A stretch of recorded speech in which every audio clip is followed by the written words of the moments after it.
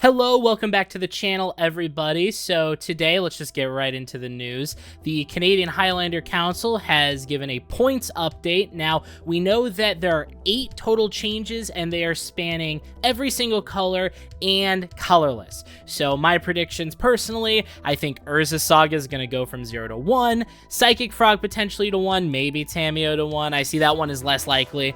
Maybe Barrowglyph to 1. I do think cards like Survival of the Fittest and Spellseeker are probably going to go to 0. I don't think they necessarily need to be on the points list anymore, and I think they'd be good hits off to free up some of the deck building areas we have in the format.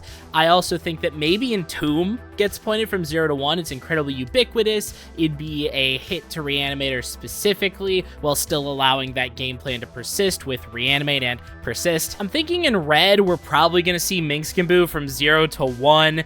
You could technically do Comet from 0 to 1, but I think in terms of power level, like on a consistency side, Minskimbu is just a better card than Comet, and I don't really see Comet getting pointed, but I think White Plume Adventure will get pointed as a white card, just to be consistent. If we're hitting everything in all the colors, we need to be consistent, and White Plume Adventure is probably one of the best white cards in the game. Alright, so with that being said, with my predictions out of the way, let's see what they hit. Alright, announcements.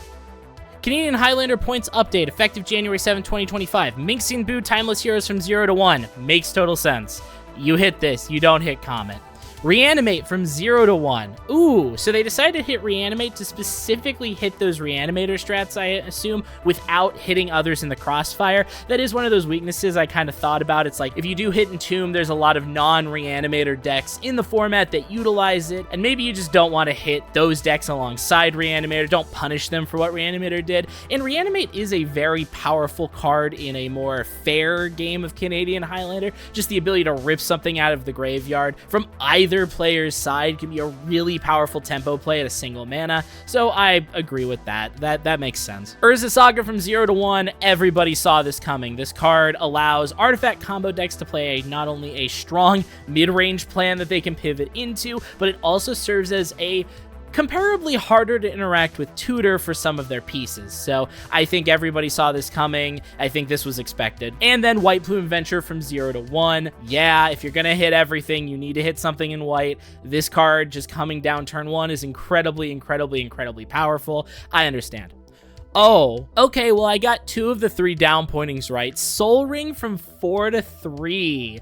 That is exciting. So this is a little cautious for some people, but let's be honest, Soul Ring is comparably pretty unplayable at 4. Like, yeah, some people do play it, but you don't feel good about it. And just bringing it down to 3, I think, is going to make it so that more decks are going to consider it. It can help out aggro decks or more like mid-mana decks, medium decks. And Soul Ring going from 4 to 3 also means that these artifact decks that aren't trying to be comboing off necessarily have another pretty strong consideration to play with. 4 points was really just bringing it down from potential in those decks, so getting it to 3, I think that'll be a fun change. I think it's probably for the best. Soul Ring has always felt like a 3.5 card in terms of points, and well, we've tried it at 4, let's try it at 3. Otherwise, we had Spellseeker from 1 to 0. Yeah, so Spellseeker is good in like a Seeker Walk combo style deck, and any deck's trying to perform a Seeker Walk combo.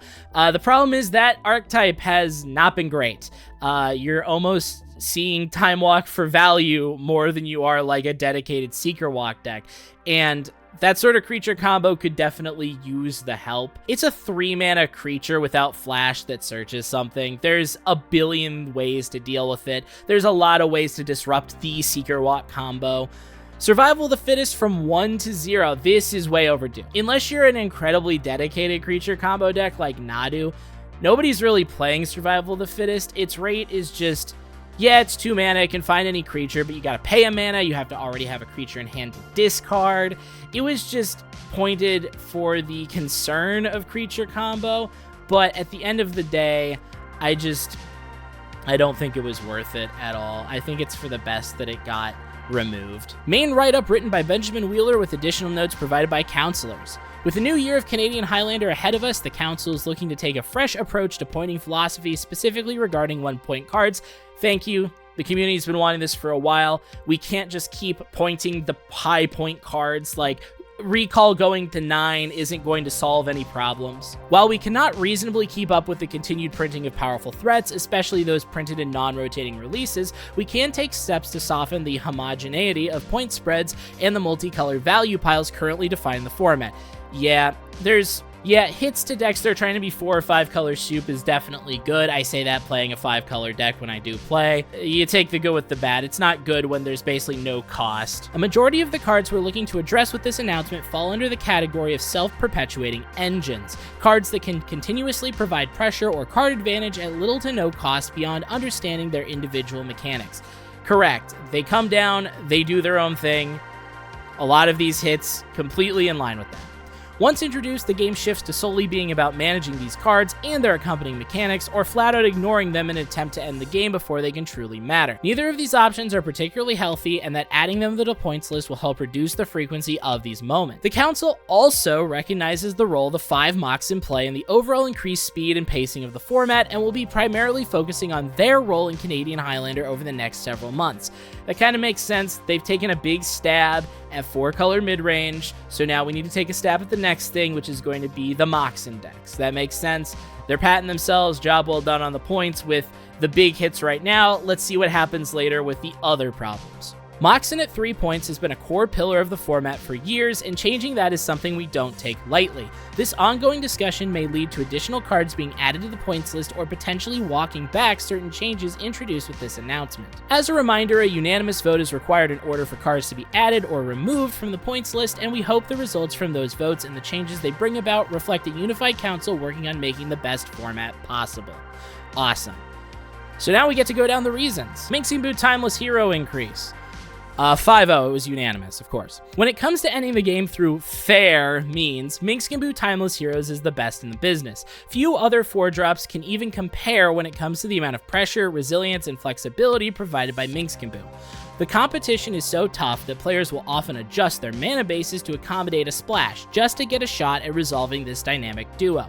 Even at the steep cost of 4 mana, Minxkin is far too efficient at quickly ending games before any reasonable counterplay is available, and is flexible enough to do so in archetypes whose weaknesses typically stem from their inability to quickly close out games. Players looking for top-end cards to really pack a punch can still rely on Minxkin to do so, they will just have to cough up points to do so. Completely reasonable, this is what's been reflected through a lot of people. No surprise here. Psychic Frog, unanimous. Psychic Frog is a great example of a must-answer self-perpetuating engine which demands it to be the center of attention. If left unchecked, this powerful 2-drop can quickly take over a game and smother the opponent in evasive pressure and card advantage. There are simply too many non-games caused by Psychic Frog, and the number of reasonable answers are much more narrow than one would expect, especially outside of white and a handful of black spells. All this backed by a color pairing known for its disruption, Psychic Frog is too much of a matchup check to freely roam unpointed in Canadian Highlander. Yeah, so the problem with Psychic Frog is that if your removal spell for it was like damage based, it was a lot harder to get rid of because your opponent could just discard cards to keep it around. And that did, outside of like, I guess you could technically use a bounce spell on it, but that's not permanent removal. But as they're saying, outside of like a clean white removal spell or the black spells that just say destroy creature, others, it was a lot harder to keep this thing down. Like red removal was really bad against it. And certain matchups could win games that they have no business winning because their backup plan is just Psychic Frog. Okay, cool, you kept a handful of hate from my main plan, what about this one too? Reanimate. Reanimator has been a top-tier strategy in Canadian Highlander since the creation of the format, and the namesake card has mostly been known for resurrecting massive game-ending threats at a very low cost. While all of this remains true in 2025, game-ending threats now cost much less than they used to, and creature combo strategies are more streamlined than ever, often owing their success to how effectively they utilize the graveyard.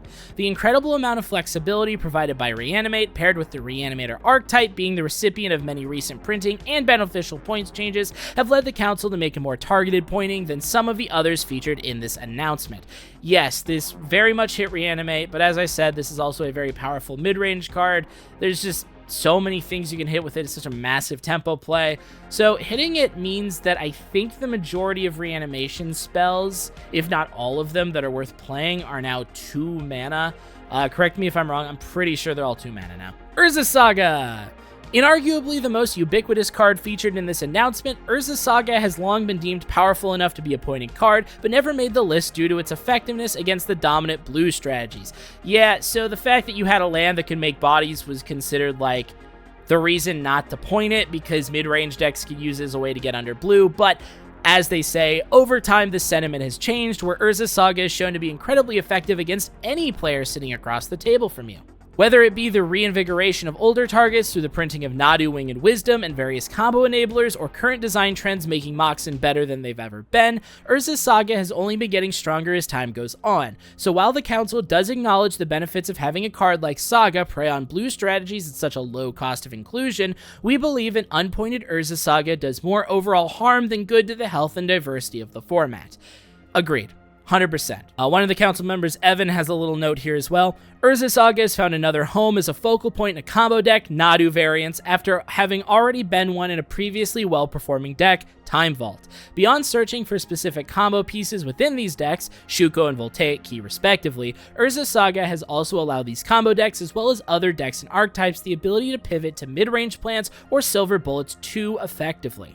Urza Saga is a low barrier to play non-basic land, meaning its low floor has likely led it being overrepresented or a card that is overplayed in the format. However, it is consistently proven to be an effective tool at fighting blue decks, which have appeared in great numbers across multiple metagames, so it will likely continue to see substantial play. Yeah, Urza Saga actually tends to be kind of a deck building trap. Like, unless you're doing some sort of dedicated combo or artifact deck, it's honestly usually not worth using as much. Just slamming it in any mid-range deck to get, like, I don't know, Shadow Spear or Skull Clamp, it's not really all that worth it compared, but the decks that use it well use it incredibly well. So this is a card that cannot stay unpointed. White Plume Adventurer, unanimous of course.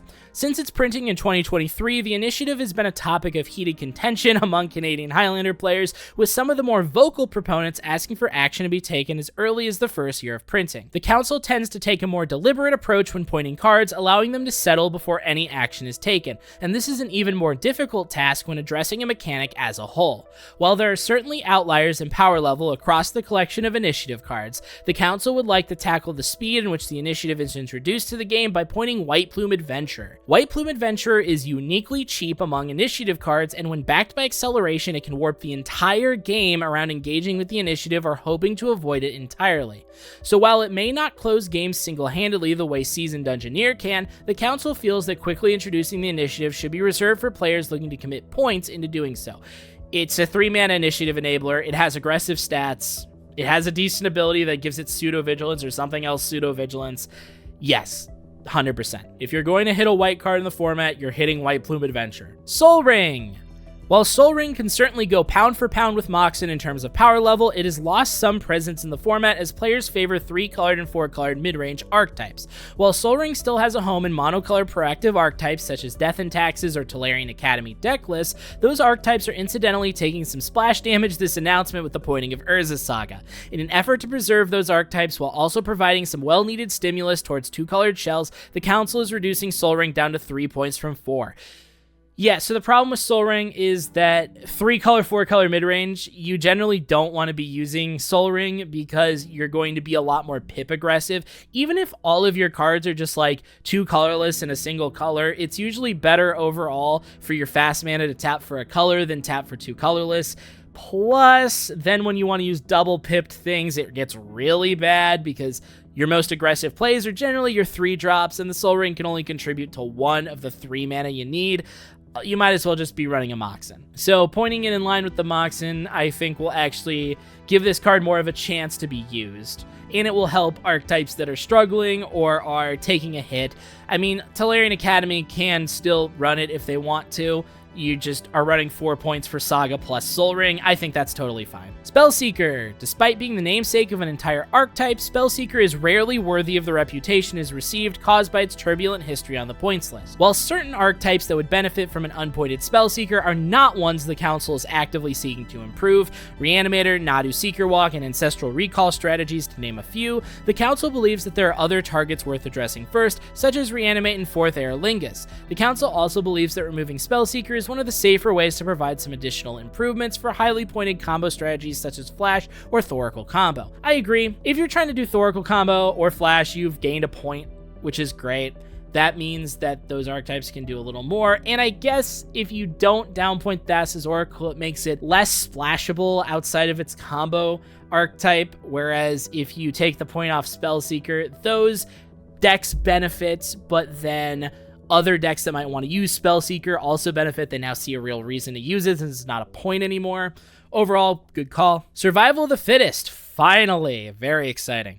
Before this announcement, Survival of the Fittest had been one of the longest standing inclusions on the Canadian Highlander points list and a former staple of creature combo and graveyard strategies alike. As time went on, we found players were reluctant to play Survival of the Fittest, rather spending their points on mana acceleration or different, less mana intensive tutors. The council would make room for creature combo pilots to play Survival of the Fittest, and they never would, with all-in combo lists being the rare and typically less competitive exception. While most of this stems from changing design trends and the decklist limitations of Singleton Magic, the Council believes that Survival of the Fittest is safe enough for creature combo pilots to have access to the enchantment unpointed for the first time in Canadian Highlander history. Yes, it has been on the points list for way too long. Nobody ran it. It was just too resource intensive to use. A point, 2 mana, cost of mana, and you needed a creature in hand just to search for another creature. 100% agree, this should have been gone a while ago. Additional cards discussed but not voted on, Moxen. Makes sense, they're hitting some of the big things right now. Then Moxen decks are probably the next thing to just keep an eye on, make sure they don't get completely out of hand. Overall, I am very happy with these points changes. I'm glad that we're introducing a lot more 1-point cards to the format, just so that the opportunity cost of playing these cards is a little more expensive. I think that this makes it so that more soupy decks or more 3 and 4 color decks have to really decide on what exactly their point spread wants to be, and if it's even worth splashing into that additional color, if it means that the best card for that color is now a point.